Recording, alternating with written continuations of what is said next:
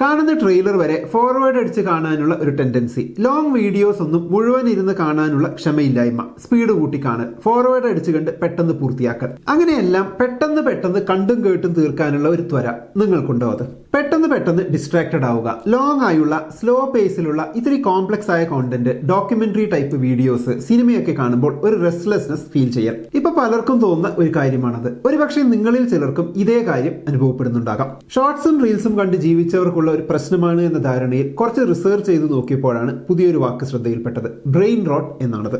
നമ്മുടെ ആ ഒരു മെന്റൽ ഷാർപ്നെസ്, അതായത് ഒരു കാര്യത്തിൽ ഫോക്കസ് ചെയ്യാനുള്ള കഴിവ് കുറഞ്ഞു വരുന്നതിനെയാണ് ബ്രെയിൻ റോട്ട് എന്ന് പറയുന്നത്. എന്തുകൊണ്ടാണ് അത് കുറയുന്നത്? നമ്മൾ വേണ്ടതിലും എത്രയോ അധികം ചവറ് സാധനങ്ങൾ ഓൺലൈനിലൂടെ കൺസ്യൂം ചെയ്യുന്നു എന്നതാണ് കാരണം. ഇവിടെ ചവറ് എന്നതുകൊണ്ട് ഉദ്ദേശിച്ചത് നമുക്ക് ഇൻസ്റ്റന്റ് ഗ്രാറ്റിഫിക്കേഷൻ തന്നുകൊണ്ടേയിരിക്കുന്ന, എന്നാൽ കണ്ടു കഴിഞ്ഞാൽ എന്താണ് കണ്ടത് എന്ന് പോലും ഓർമ്മയില്ലാത്ത, ഇന്റലക്ച്വലി നമ്മളെ ചാലഞ്ച് ചെയ്യാത്ത കോണ്ടന്റിനെ പറ്റിയാണ്. തുടർച്ചയായി 2 or 3 അല്ലെങ്കിൽ ദിവസം 8 or 10 മണിക്കൂർ നമ്മൾ സ്ക്രോൾ ചെയ്യുന്നു. അങ്ങനെ ചെയ്തുകൊണ്ടിരിക്കുമ്പോൾ നമ്മുടെ ശരീരത്തിൽ ഡോപ്പമിൻ റിലീസ് ആകുന്നു. ഡോപ്പമിൻ നമുക്ക് ഒരു റിവാർഡ് കിട്ടിയ ഫീലിംഗ് തരുന്നു. എന്നാൽ നിർത്തി കഴിഞ്ഞ് കണ്ടതിനെ കുറിച്ചൊന്ന് റിഫ്ലക്ട് ചെയ്ത് നോക്കുമ്പോൾ മനസ്സിൽ ഒന്നുമില്ല. ഏറ്റവും അവസാനം കണ്ടു നിർത്തിയ ഷോർട്സ് എന്താണെന്ന് പോലും ഓർമ്മയില്ല.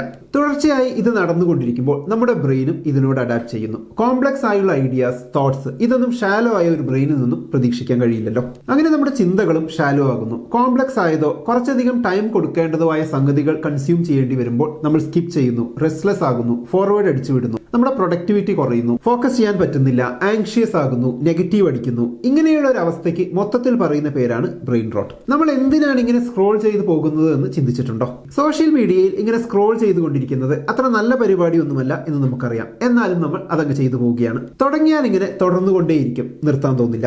നമ്മളിങ്ങനെ സ്ക്രോൾ ചെയ്യുമ്പോൾ ന്യൂറോ കെമിക്കലായ ഡോപ്പമിൻ നമ്മുടെ ശരീരത്തിൽ റിലീസ് ചെയ്യപ്പെടുന്നുണ്ട്. ഈ ഒരു സ്പൈക്ക് നമുക്ക് സാറ്റിസ്ഫാക്ഷനും പ്ലഷറും നൽകുന്നു. നമ്മൾ സ്ക്രോൾ ചെയ്യുന്നത് കൂടുന്തോറും അത് കൂടുതൽ ചെയ്യാനുള്ള ത്വരയും കൂടുന്നു. നമ്മുടെ ബ്രെയിൻ സ്ക്രോളിങ്ങിനെ ഗ്രാറ്റിഫിക്കേഷനുമായി അസോസിയേറ്റ് ചെയ്യും. അങ്ങനെ അതൊരു അഡിക്ഷനായി മാറും. ചിലപ്പോൾ നമ്മൾ മൈൻഡ്ലെസ് ആയി സ്ക്രോൾ ചെയ്തുകൊണ്ടേയിരിക്കും. 8 or 10 മണിക്കൂർ സ്ക്രോൾ ചെയ്ത് ചവറ് ഷോർട്സ് കാണുക എന്ന് വെച്ചാൽ അത് ഒരാളുടെ പ്രൊഡക്ടിവിറ്റിയാണ് ബാധിക്കുന്നത്.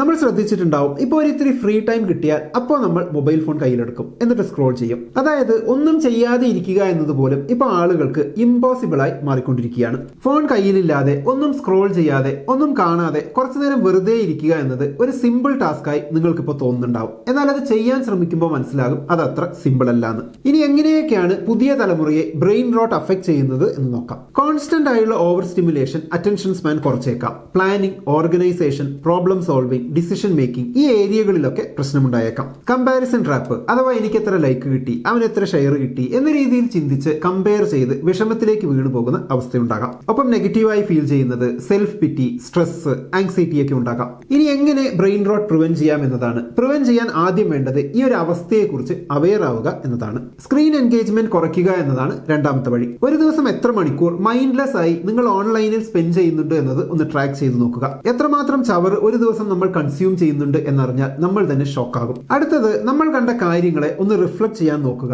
അതായത് സ്ക്രോൾ ചെയ്യുന്നത് ഇടയ്ക്ക് നിർത്തി ഞാനിപ്പോൾ എന്താണ് കണ്ടുകൊണ്ടിരിക്കുന്നത് എന്നൊന്ന് ആലോചിച്ച് നോക്കുക. അപ്പോൾ മനസ്സിലാകും നിങ്ങൾക്ക് വേണ്ട ഉപകാരപ്രദമായ സംഭവങ്ങൾ നിങ്ങൾ കാണുന്നുണ്ടോ ഇല്ലയോ എന്ന്. ഡിസ്ട്രാക്ടിംഗ് ആയിട്ടുള്ള ആപ്സ് ഫോണിൽ നിന്ന് ഡിലീറ്റ് ചെയ്യലാണ് അടുത്തത്. എന്തെങ്കിലും ഒരു നോൺ ഡിജിറ്റൽ ഇൻട്രസ്റ്റ് കൂടി ഉണ്ടാക്കിയെടുക്കുക എന്നതാണ് മറ്റൊന്ന്. അതെന്തുമാകാം. ഓഫ്ലൈനിൽ വ്യക്തികളുമായി മീനിങ് ഫുൾ കണക്ഷൻ ഉണ്ടാക്കിയെടുക്കുക എന്നതാണ് അടുത്തത്. നിങ്ങളുടെ മൈൻഡിനെ ഷാർപ്പൻ ചെയ്യാനുള്ള ചില സംഭവങ്ങളിൽ ഏർപ്പെടുക എന്നതാണ് വേറൊന്ന്. നമ്മുടെ മൈൻഡിനെ ചാലഞ്ച് ചെയ്യുന്ന രീതിയിലുള്ള കുറച്ചുകൂടി ഫോക്കസ്, കോൺസെൻട്രേഷൻ, ടൈമൊക്കെ ആവശ്യമായ എന്തെങ്കിലും ആക്ടിവിറ്റി ചെയ്യാൻ തിരഞ്ഞെടുക്കുക. പുസ്തക വായന മുതൽ മാത്സ് പ്രോബ്ലം സോൾവിംഗ് വരെ എന്തുമാകാം. പുതിയ ഭാഷ പഠിക്കലാകാം. ആദ്യം ഇങ്ങനെ ചെയ്യുമ്പോൾ മൈൻഡ് വല്ലാതെ ഡിസ്ട്രാക്റ്റഡ് ആകുന്നതും ഫോൺ എടുത്ത് സ്ക്രോൾ ചെയ്യാൻ തോന്നുന്നതും സ്വാഭാവികം. എന്നാൽ കുറച്ച് വിൽ പവർ ഉണ്ടെങ്കിൽ അതിനെ ഓവർകം ചെയ്യാം. അപ്പൊ എന്താണ് സോഷ്യൽ മീഡിയ അഡിക്ഷൻ വഴി ഉണ്ടാകുന്ന ഈ ബ്രെയിൻ റോട്ടിനെ കുറിച്ച് നിങ്ങളുടെ അഭിപ്രായം കമന്റ് ബോക്സിൽ എഴുതുമല്ലോ. നമുക്ക് അടുത്ത വീഡിയോയിൽ വീണ്ടും കാണാം. ബൈ.